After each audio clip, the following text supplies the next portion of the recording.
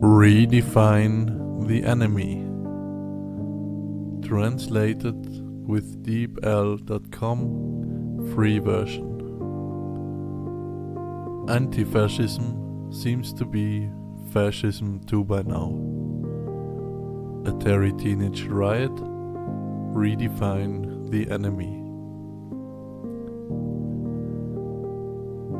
We live in a time where the fight against injustice often becomes a weapon in itself, and thus sometimes betrays the very values it is supposed to protect. When resistance becomes reaction, when anger sets the tone instead of compassion, we lose sight of what is most important: each other.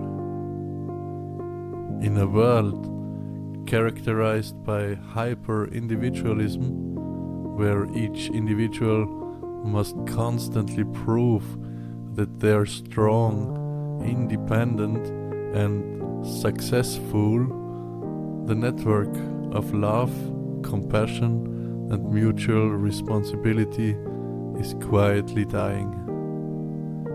Instead, mistrust grows. Neighbors become competitors. Friends become adversaries. In this culture of predatory capitalism, we are drilled to outdo each other instead of helping each other. This is no coincidence. It is systemic. A system that combats diversity, demands conformity, and relies on elbows instead of hugs does not breed responsible individuals, but fearful soldiers of consumerism.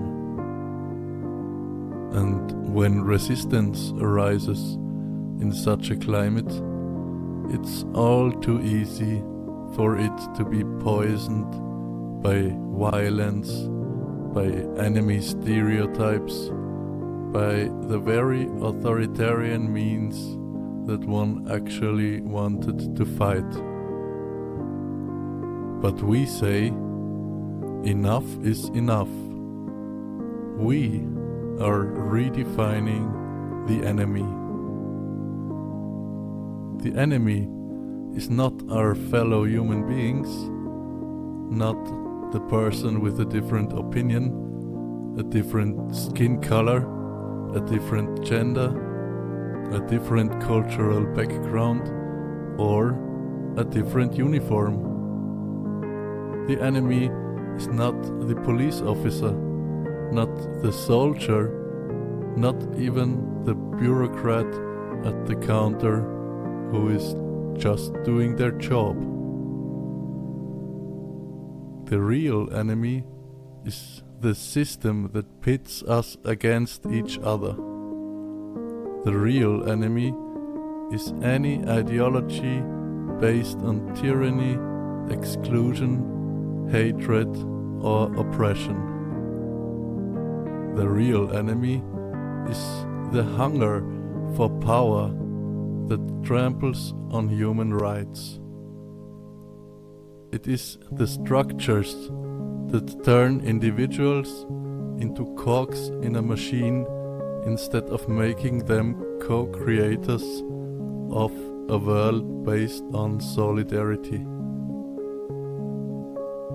But we will not defeat this enemy through violence either. The aftertime, the time after the apocalypse, stands for a new ethic. An ethic of compassion, a culture of cooperation. A humanity that celebrates synergies instead of tearing itself apart. In this new world, everyone is welcome, even those who were once part of the oppression. Because even under the hardest armor, a human heart beats. Those who once served blindly can now act consciously. Those who stood for the old system yesterday can now help build the new one. Our goal is not to overthrow the old order by force. It's crumbling anyway. Our goal is to create the new system in time so that it is ready when the old one collapses. A system based on voluntarism, human dignity and mutual care. Not a utopia, but a collective beta system in constant improvement. Designed by all of us, for all of us. We will no longer allow ourselves to be divided, not by state control, not by marketing, not by algorithms. Our response to censorship is openness. Our response to hate speech is love. Our response to division is community. Scattered as we are, we will reunite. And when we do that, when we overcome hostility towards our fellow human beings and pool our energies, something will emerge that is stronger than any army, any capital, any war. A world of connectedness. We have the right to say no to hatred. We have the power to say yes to love. Redefine the enemy. Reclaim humanity.